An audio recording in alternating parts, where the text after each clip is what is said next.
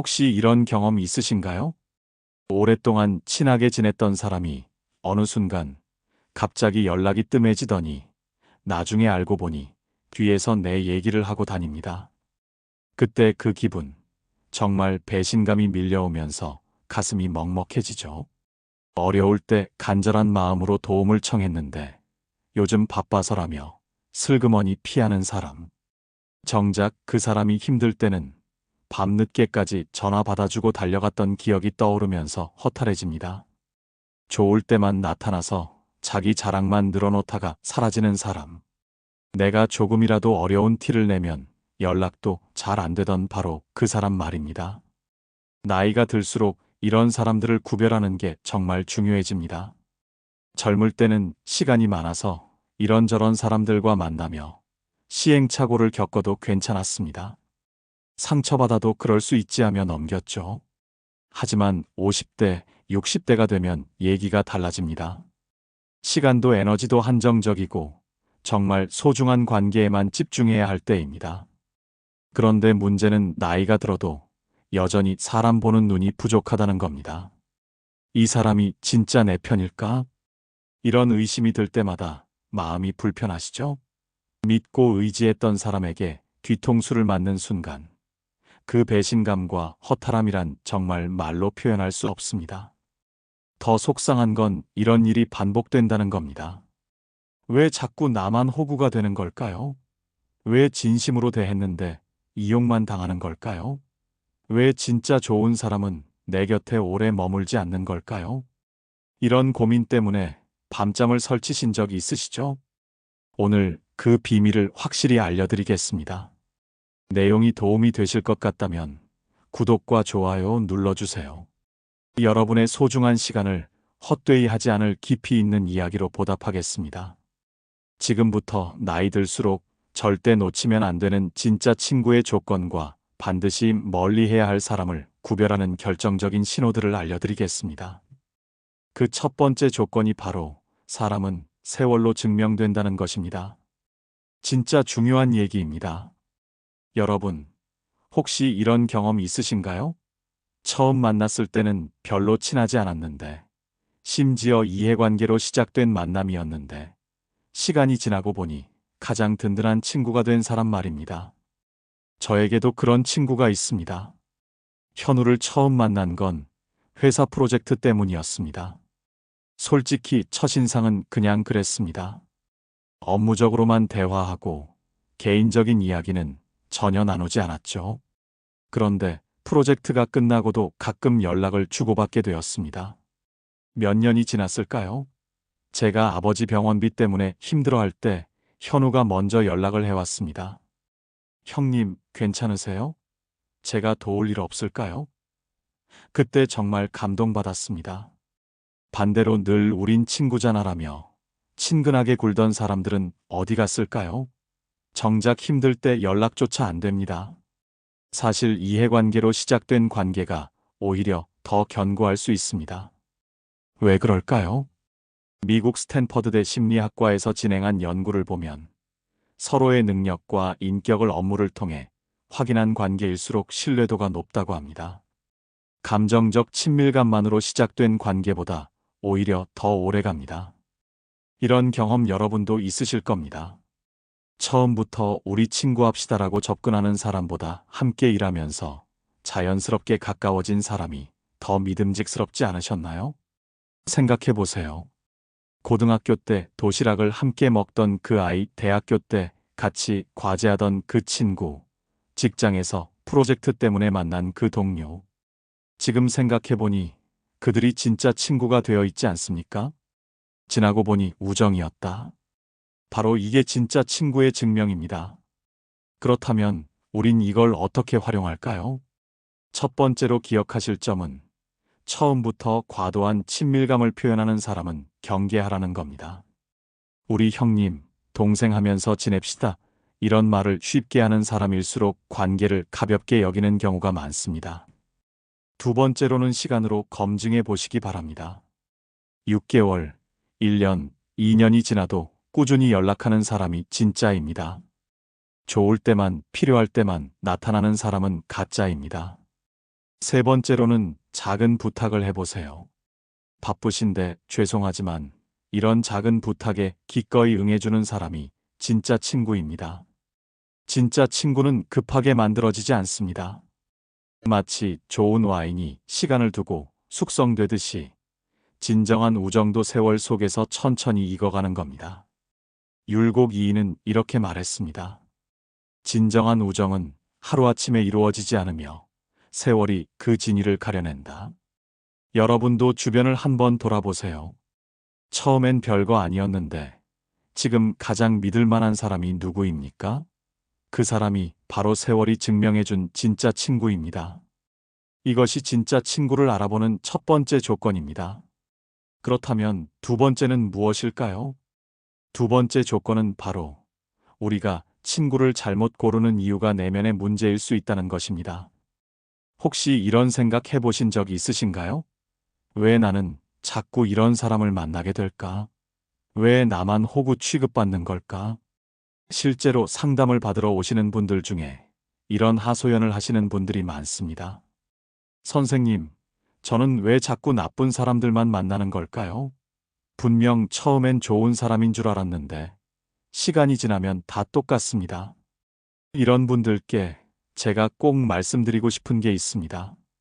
문제는 상대방에게만 있는 것이 아닐 수도 있다는 점입니다.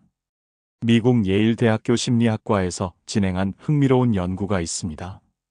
반복적으로 비슷한 인간관계 문제를 겪는 사람들을 분석한 결과 그들에게는 공통된 패턴이 있었습니다.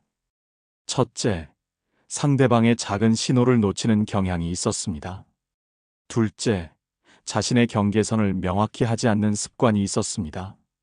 셋째, 처음에 좋은 인상에만 의존해서 판단하는 경향이 강했습니다. 저도 예전에 그런 경험이 있었습니다. 직장에서 새로운 후배가 있었습니다. 처음엔 정말 예의 바르고 성실해 보였습니다.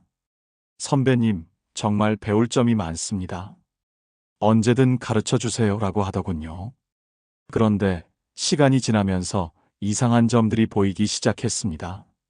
다른 동료들 앞에서는 제 의견에 반박하고 혼자 있을 때만 친근하게 구는 겁니다.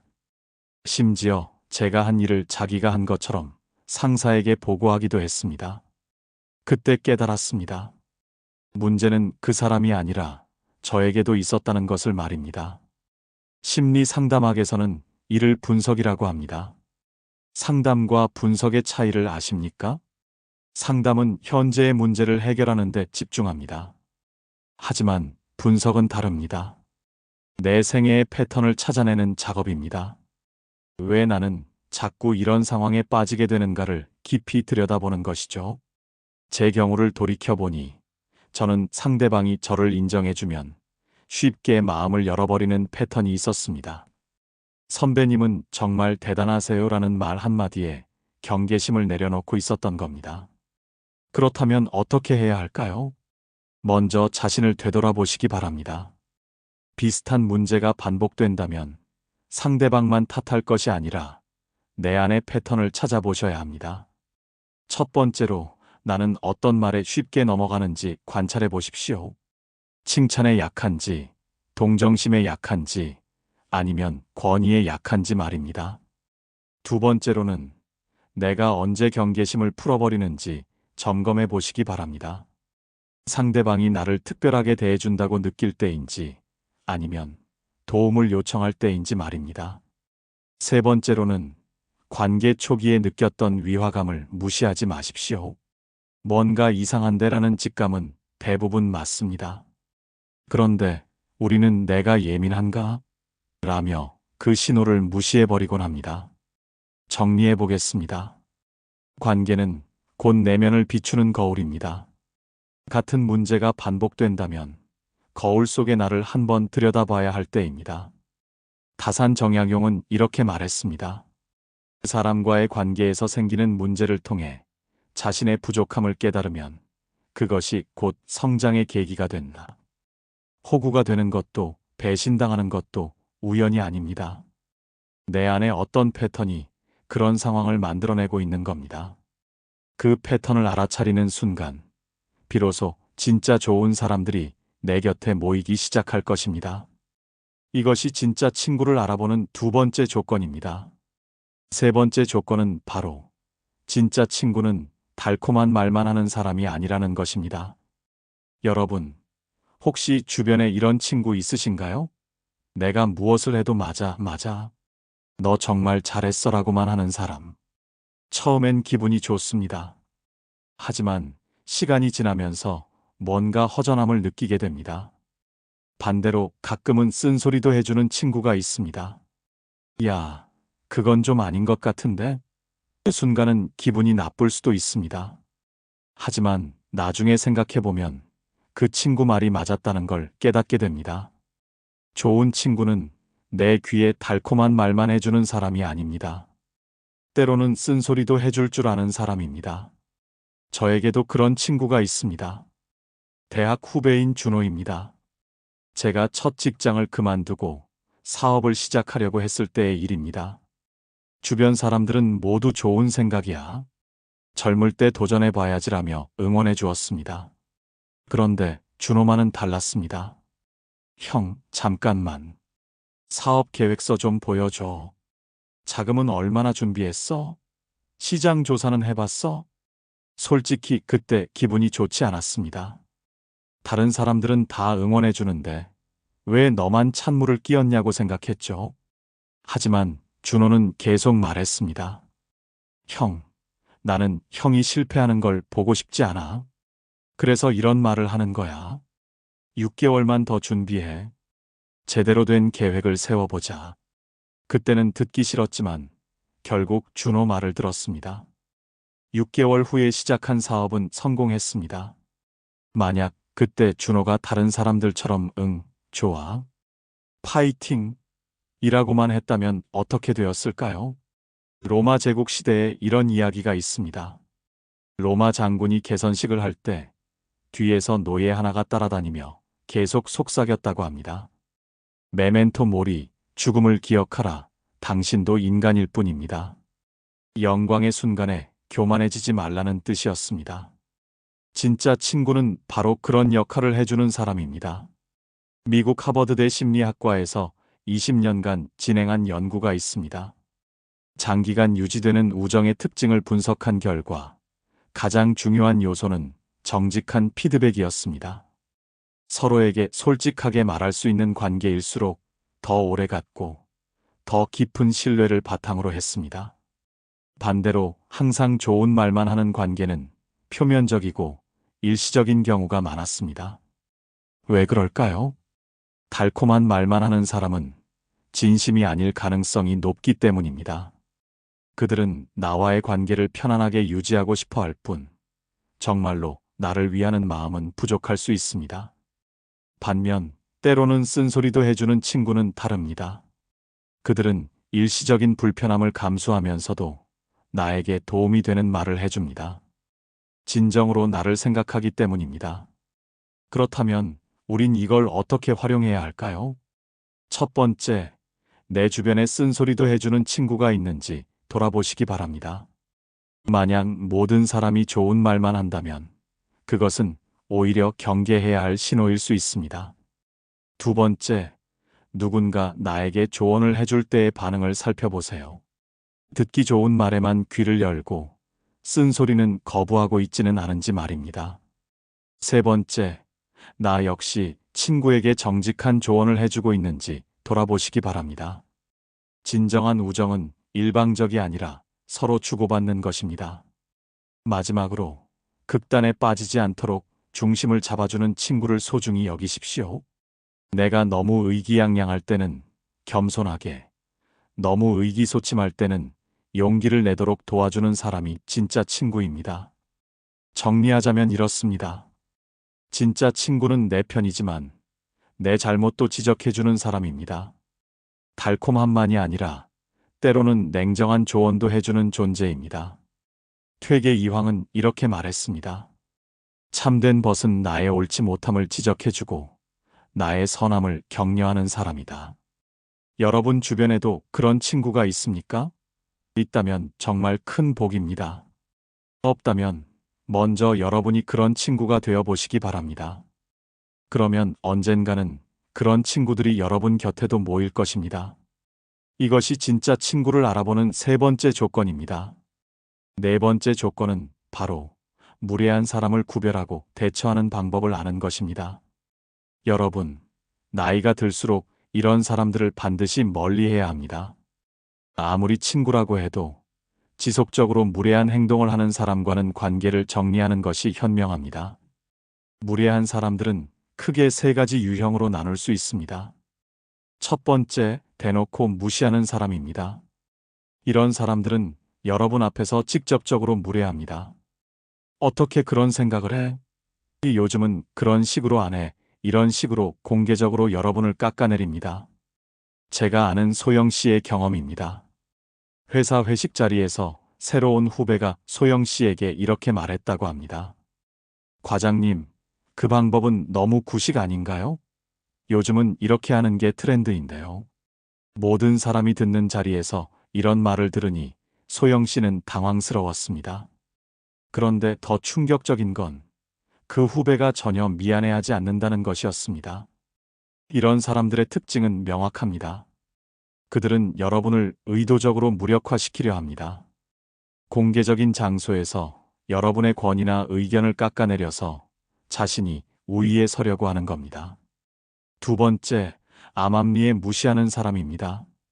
이들은 직접적으로 말하지는 않지만 행동으로 무시를 표현합니다.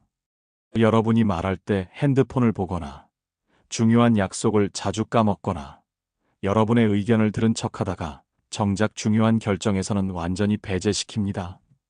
미경 씨가 경험한 일입니다. 오래된 친구 모임에서 여행 계획을 세우고 있었는데 한 친구가 계속 이상한 행동을 했다고 합니다. 미경 씨가 의견을 말할 때마다 아, 그렇구나 라고 대답은 하지만 정작 계획을 정할 때는 미경 씨 의견은 완전히 무시하고 진행했습니다. 더 황당한 건 나중에 미경아, 너도 동의했잖아 라고 말하는 것이었습니다. 미경 씨는 언제 동의했는지 기억도 나지 않았습니다. 이런 사람들은 겉으로는 예의를 차리는 척하지만 실제로는 여러분을 동등한 상대로 보지 않습니다. 여러분의 존재 자체를 가볍게 여기는 겁니다. 세 번째, 무의식적으로 해치는 사람입니다. 이들이 가장 위험합니다. 악의는 없다고 주장하지만 결과적으로는 여러분에게 가장 큰 상처를 줍니다. 질투심이 강하거나 경쟁 의식이 지나치게 높은 사람들이 여기에 해당합니다. 하은 씨의 이야기입니다. 대학 동창 중에 겉으로는 친하게 지내는 친구가 있었습니다. 그런데 하은 씨가 좋은 일이 있을 때마다 이상한 일들이 계속 일어났습니다. 하은 씨가 승진 소식을 알렸을 때 그 친구는 축하해라고 말하면서도 요즘은 승진도 쉽게 되나 보다. 우리 회사는 정말 힘든데라고 덧붙였습니다. 하은 씨가 새 차를 샀을 때도 좋겠다. 나는 언제 저런 차 타보나라고 말했습니다. 축하하는 것 같지만 듣고 나면 기분이 찜찜해지는 말들이었습니다. 하버드 심리학과에서 진행한 연구에 따르면 이런 간접적 공격성을 보이는 사람들이 인간관계에서 가장 해로운 영향을 미친다고 합니다.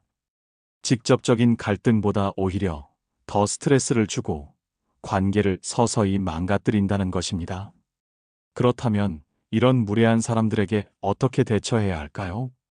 첫 번째, 초기에 명확한 반응을 보이십시오. 무례한 행동을 당했을 때 즉시 반응하지 않으면 그들은 이 사람은 만만하다고 판단합니다. 방금 그 말씀은 좀 무례하신 것 같은데요 라고 차분하지만 단호하게 말하십시오. 두 번째, 감정을 숨기지 마세요. 괜찮습니다 라고 넘어가지 마세요.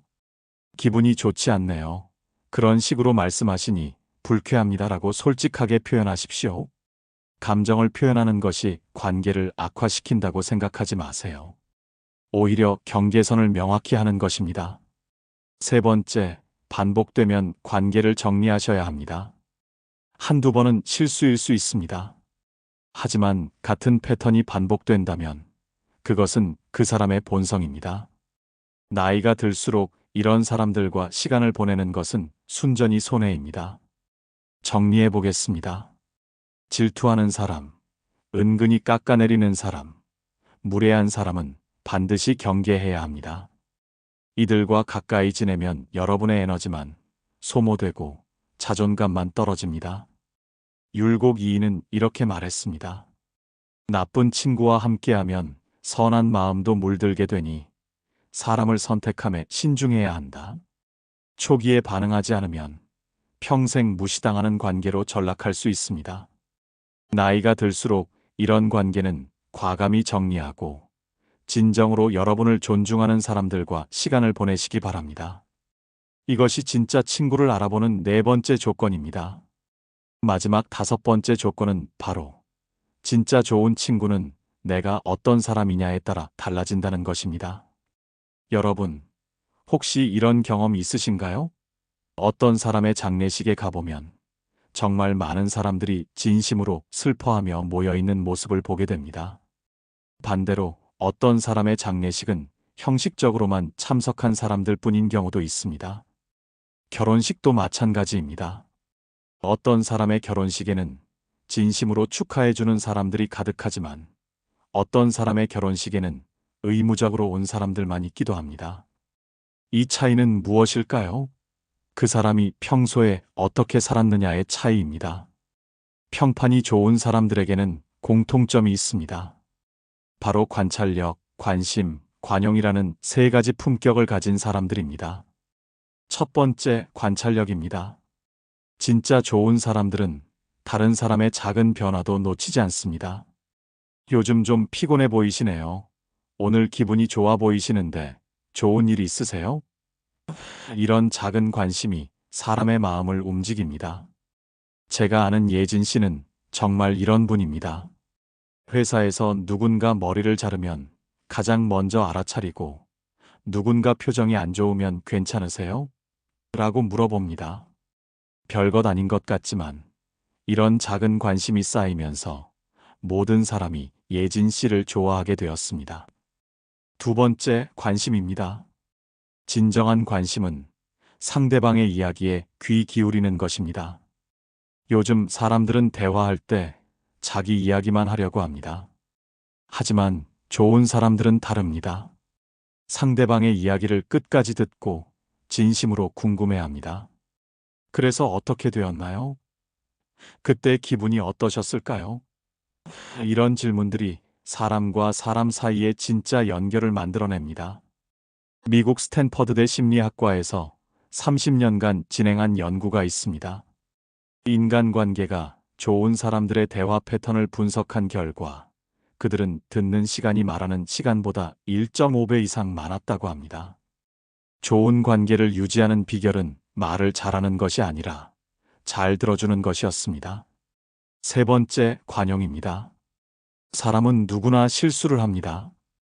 약속을 깜빡할 수도 있고 기분이 나빠서 무뚝뚝할 수도 있습니다. 이럴 때 어떻게 반응하느냐가 그 사람의 품격을 보여줍니다. 좋은 사람들은 이런 상황에서도 여유를 잃지 않습니다. 괜찮습니다. 다음에 보면 되죠. 오늘 힘든 일이 있으셨나 봅니다. 푹 쉬세요. 이런 따뜻한 말 한마디가 관계를 더욱 단단하게 만듭니다. 하지만 여기서 중요한 것이 있습니다. 관용과 호구는 다릅니다. 관용은 상대방의 실수를 이해해주는 것이고 호구는 상대방의 무례함을 계속 참아주는 것입니다. 진짜 품격 있는 사람은 따뜻하지만 만만하지 않습니다. 배려는 하지만 자신의 경계선은 분명히 지킵니다. 그렇다면 우린 어떻게 해야 할까요? 먼저 자신을 되돌아보시기 바랍니다. 나는 다른 사람들에게 어떤 사람으로 기억되고 있을까요? 첫 번째, 나는 다른 사람의 작은 변화를 알아차리는 관찰력이 있는지 점검해 보십시오. 상대방의 기분이나 상황에 관심을 갖고 있는지 말입니다. 두 번째, 대화할 때 내가 말하는 시간과 듣는 시간의 비율을 확인해 보시기 바랍니다. 혹시 내 이야기만 하고 있지는 않은지 말입니다. 세 번째, 다른 사람의 실수나 부족함에 대해 어떻게 반응하고 있는지 살펴보십시오. 너그럽게 이해해주고 있는지 아니면 비판적으로 대하고 있는지 말입니다. 마지막으로 내가 먼저 좋은 친구가 되려고 노력하고 있는지 돌아보시기 바랍니다. 좋은 친구를 만나고 싶다면 먼저 내가 좋은 친구가 되어야 합니다. 품격 있는 태도는 일관성과 에너지의 결합입니다. 한두 번 좋게 대하는 것이 아니라 꾸준히 따뜻한 마음을 유지하는 것입니다. 사람마다 그릇의 크기는 다릅니다. 하지만 작은 그릇이라도 여러 개가 모이면 아름다운 예술이 될 수 있습니다. 내 그릇이 작다고 생각되신다면 다양한 감정과 경험을 나눌 수 있는 여러 친구들을 곁에 두시기 바랍니다. 정리해 보겠습니다. 친구도 중요하지만 결국 스스로 어떤 태도로 관계를 맺는지가 핵심입니다. 내가 넉넉해야 좋은 관계가 모이고 내가 품격 있게 행동해야 품격 있는 친구들이 곁에 남습니다. 다산 정약용은 이렇게 말했습니다. 벗을 얻고자 하면 먼저 벗다운 사람이 되어라. 그러면 좋은 벗이 스스로 모여들 것이다. 나이가 들수록 친구의 수보다는 질이 중요합니다. 진정으로 나를 이해하고 존중해주는 몇 명의 친구가 있다면 그것만으로도 충분히 풍요로운 인생입니다. 여러분도 오늘부터 좋은 친구가 되기 위해 노력해 보시기 바랍니다. 관찰하고 관심 갖고 관용을 베푸는 사람이 되어 보십시오. 그러면 언젠가는 그런 친구들이 여러분 곁에도 모일 것입니다. 세월이 흘러도 변하지 않는 진짜 우정, 나이가 들수록 더욱 소중해지는 그런 관계를 만들어 가시길 바랍니다. 여러분 모두가 진정한 친구들과 함께하는 따뜻하고 의미 있는 시간들로 가득하시길 바랍니다. 함께 해주셔서 감사합니다.